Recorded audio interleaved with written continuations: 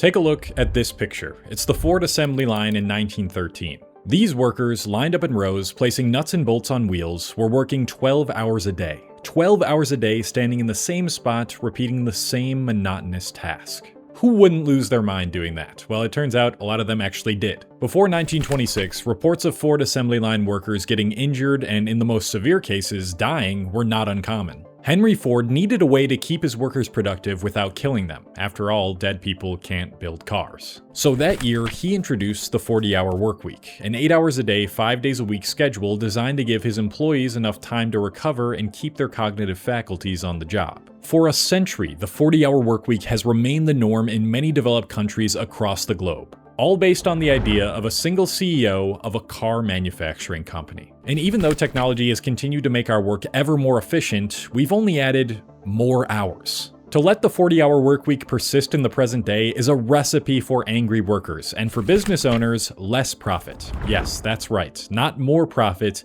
less. So why are we still following this outdated protocol? Why aren't we working 30 or even 20 hours a week like some economists predicted over a century ago? And what are the better alternatives we need to start establishing? The Industrial Revolution. The end of many ancient problems, but the start of just about every modern one. Around 1870, at the dawn of the Second Industrial Revolution, a new household standard was growing. One income, one homemaker. We've all heard the story before. The husband goes into the office for 8 hours while the wife stays home and cooks, cleans, and runs other necessary errands to keep everything running like a well-oiled machine. The 40-hour workweek was established during a time when this was the norm, but the world we live in today follows a much different standard. Among employed US adults aged 25 to 64 who are married, the total amount of paid work between both partners amounts to 83 hours. That leaves 12 hours per week for caregiving and only 7 hours for housework, which women still do the majority of. Now, common sense would tell you that this surge in paid work among married couples would result in an economy where everyone has more than enough money to have their basic needs met.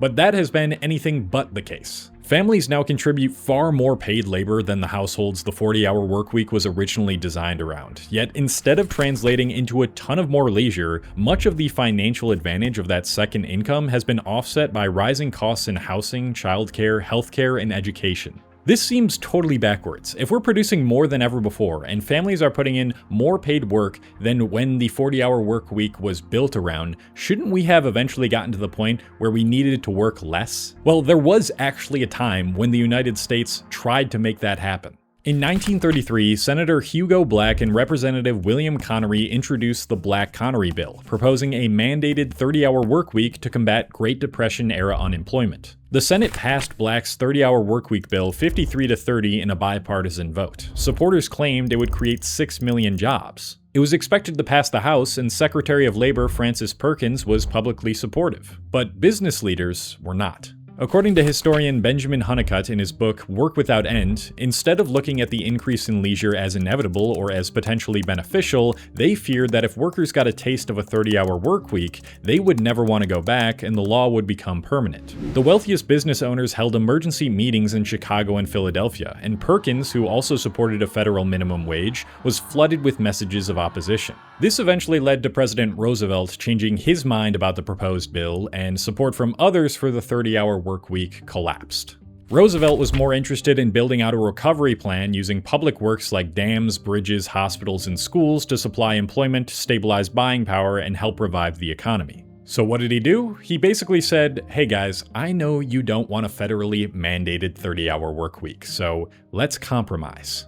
That compromise eventually became the Fair Labor Standards Act of 1938, which banned most child labor, established a federal minimum wage, and made 40 hours the national benchmark. Now here's what's really fascinating. 40 hours isn't even a scientifically optimal number. Research consistently shows that humans can maintain 3 to 4 hours of cognitive focus per day. After that, our cognitive faculties start getting progressively worse. So how did this arbitrary number stay unquestioned for so damn long? The answer has everything to do with what is called the leisure scare. Finding a job that actually respects your time and aligns with the impact you want to make can feel daunting right now. Whether it's ghost jobs or 50+ hours a week, it's as if these companies hate the idea of you having a life outside work. If you're someone who's been struggling to make the advances you want in your career, then a professional career coach on today's sponsor, Strawberry.me, could help. Using a personalized quiz, Strawberry.me connects you with a professional coach that keeps you accountable towards reaching your career goals. This approach differs from a typical coach or therapist because instead of having you just talk about how you're feeling or why you feel stuck, they get straight into producing results for you. Your coach will help you get clarity on where you're trying to go in your career and the right choices you need to make to get there. They'll help you identify and overcome blind spots, close skill set gaps, and create a structured plan.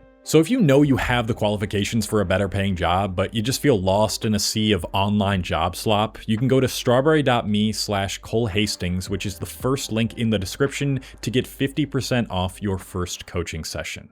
The dominant cultural narrative of work in America revolves around the Puritan or Protestant work ethic. Emerging from the teachings of reformers such as Martin Luther and John Calvin, this philosophy held that work was a moral and even spiritual obligation. Labor was seen as a way of honoring God, while discipline, diligence, and careful stewardship of one's earning were viewed as a virtuous way of living. These beliefs were especially influential among the Puritans who settled in North America and helped shape early American attitudes towards work. In the early 20th century, sociologist Max Weber argued that this cultural mindset played a major role in the rise of modern capitalism. So rather than treating work as something to minimize, Protestant societies came to regard hard work as a virtue in itself. And when economists started to predict a future in which Americans could no longer exercise this virtue with as many hours in a day, business owners and political scientists started to panic. Most famously, in 1930, British economist John Maynard Keynes gave a lecture in Madrid about the future of work. John Keynes believed that by 2030, humanity's greatest challenge would no longer be producing enough wealth, but figuring out how to spend an abundance of free time. Man, if only. Assuming governments avoided major policy failures, he predicted that living standards in the West would rise to at least 4 times their 1930 level within a century. With technological progress driving extraordinary gains in productivity, Keynes expected the average person to need only about 15 hours of work each week to maintain a comfortable standard of living.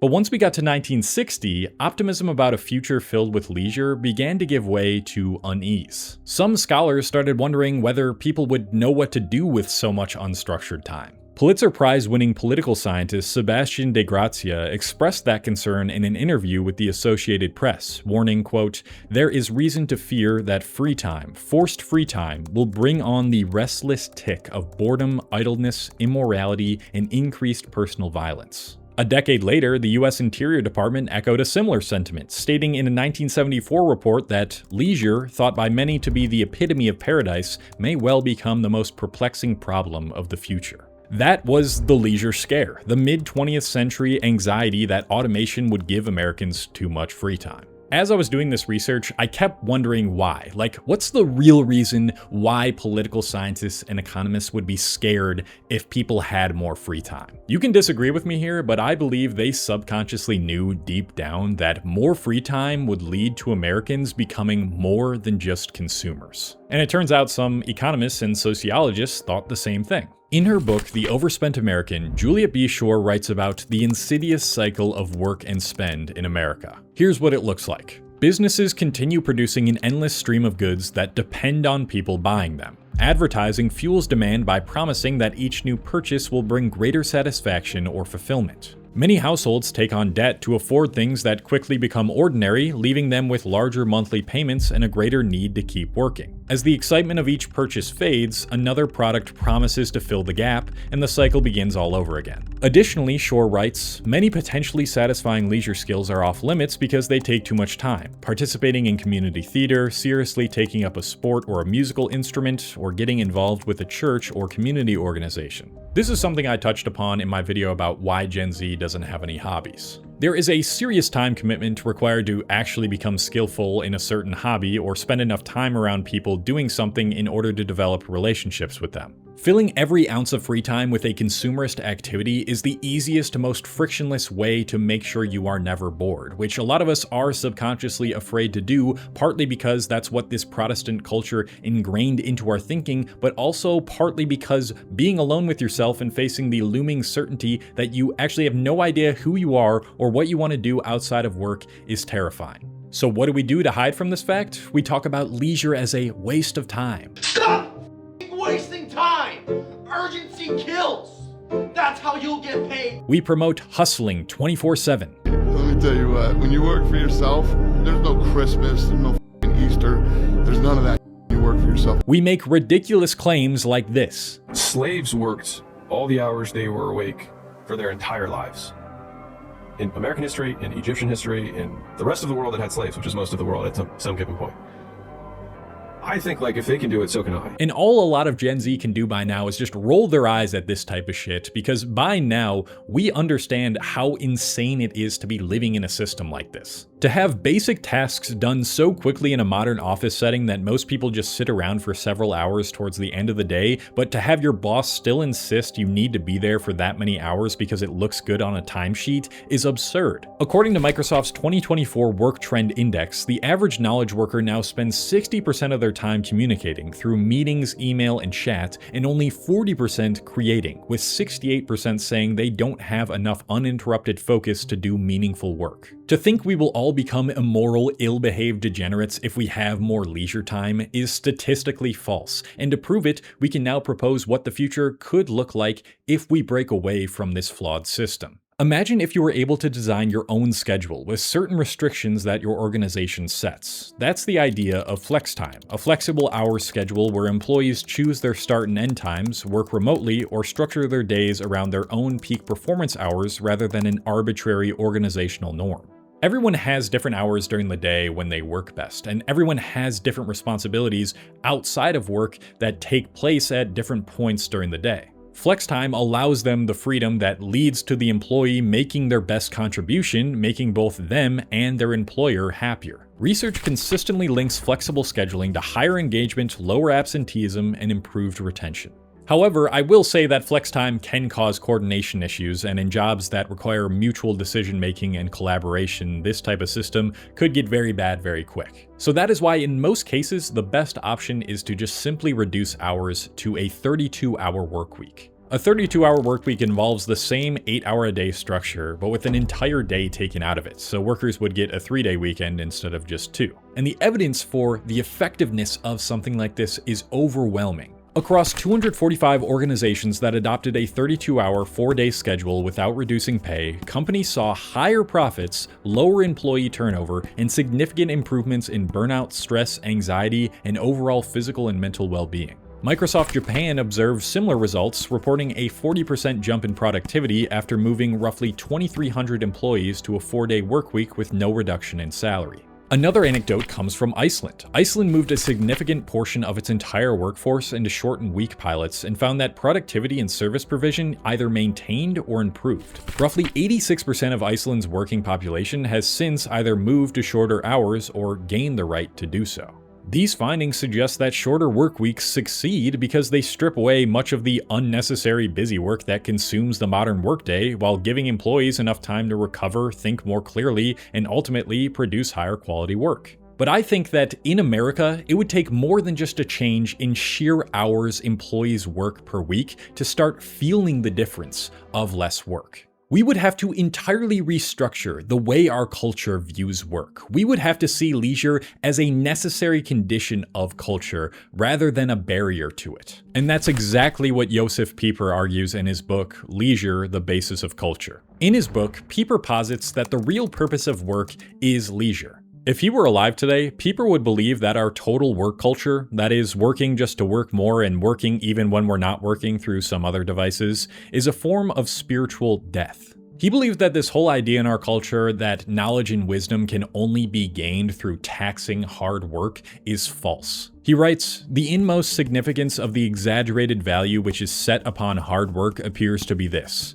Man seems to mistrust everything that is effortless. He can only enjoy, with a good conscience, what he has acquired with toil and trouble. He refused to have anything as a gift." Instead, Pieper thinks that it is precisely in those moments of leisure that we connect to the highest forms of knowledge and go on to produce some of our best cultural works. In other words, when we give our minds the space to wander, to ponder, to be bored, that is when we course correct to make sure we're heading towards a future that is beneficial for the most amount of people. Then he supports an idea I brought up earlier. Elites and business owners would be terrified to lessen working hours because then human beings would have the opportunity to actualize their own unique interests. In his most quoted line, he states, "Leisure is only possible when we are at one with ourselves. We tend to overwork as a means of self-escape, as a way of trying to justify our existence."